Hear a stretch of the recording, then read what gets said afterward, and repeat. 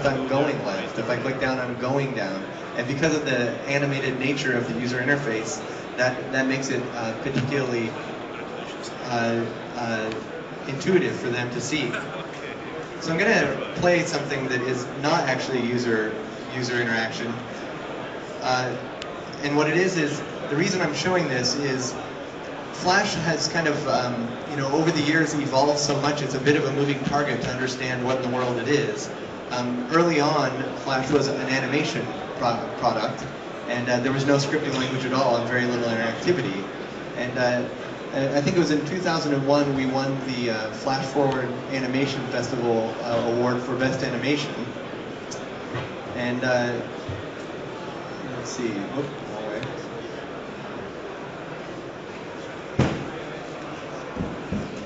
So that little robot is our mascot of our company, and this animation is it was in 2001 that we created it, so we base it on a theme which I think you'll recognize.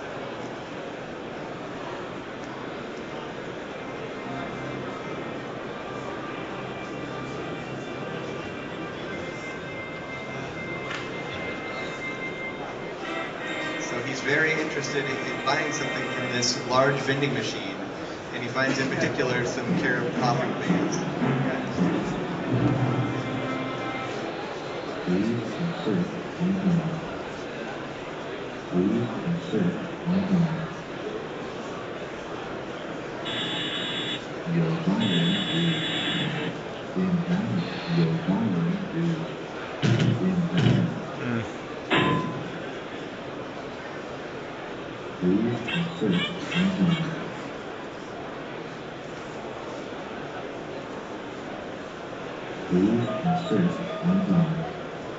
So using his intuitive user interface, he decides that he'll buy it using the phone.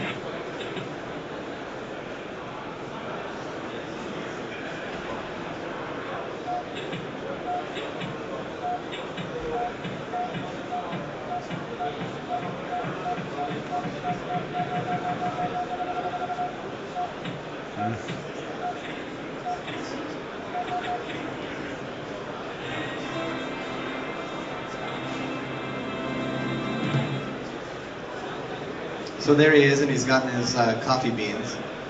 So early on, it was just an animation tool, and I say just an animation tool, but those of you that are a little more technical might know what a sprite engine is. Something that takes different bitmaps and different objects and moves them around the screen and lets you find out properties about them. So the reason that matters is I'll show you an example now. Let me power up my phone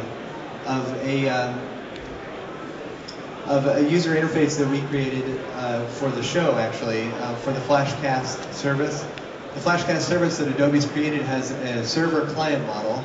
The server is licensed by a carrier, which then allows them to accept different FlashCast applications that are created by different companies and offer them in a subscription model to their subscribers. So there's a channel motif, a channel, the applications are presented to the user as channels. And one of the cool things about the FlashCast server is that each application has the opportunity to say, I need to have my data refreshed every week, or every day, or every 10 minutes. And what that means is that when I, as a user, pick up my phone, the most up-to-date data is there and waiting for me the moment that I pick it up. And if I go into a tunnel, or if I want to see it right then, I'm not waiting for it to download. So there's an intelligent caching system, as well as the FlashCast server updates its data from the data source, and thereby, has the latest information.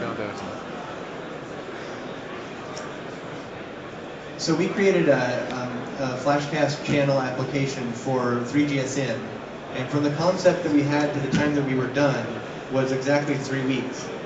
And in the application that I'm going to show you, we created everything. There is no user control that is already on the phone.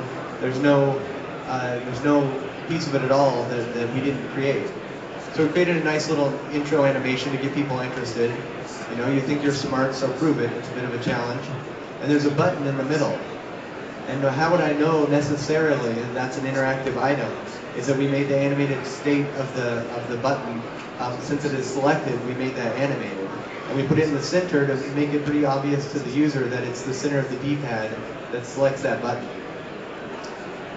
So here's a screen that, as you sit here, you know, to get data to the user on a mobile phone, all you really need is a text reader, right? A white background and black text. I mean, there's the data.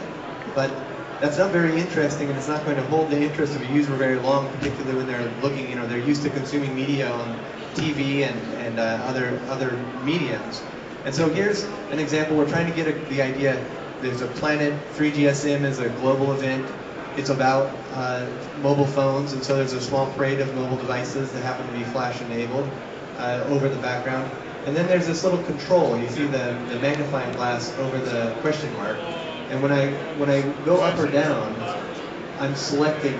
And again, you can see what's happening. When I click up, you can see the things moving up and down, which is an intuitive thing for the user. And you see the arrows start to change. When I'm at the bottom, or when I'm at the top, that is, it lets me know there's only the bottom to go to. And they get the opacity of them changes. The selected state is animated. The interesting thing also is that these quizzes are dynamic. If we publish a new category of quiz on the server, it would immediately be made available to all the people who have subscribed to this channel. So I actually have a prize to give out, and we're going to take this quiz. I think we'll do the numbers here. And if anybody can get all of them, well, I'll tell you what, the first question, how much, now this isn't for the prize, this one's a little too easy. How much did cell phone ringtones generate in US sales in 2005? Anybody? 600 million. So, you know, I started to click down, but if I wanted to, I could just click up and it would go there. And I know it's selected because it's animated. So I select, and it turns out you're correct.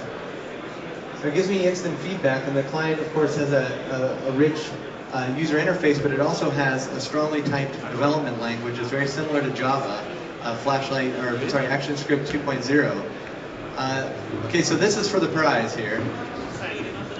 What's the percent? What? You're good. India is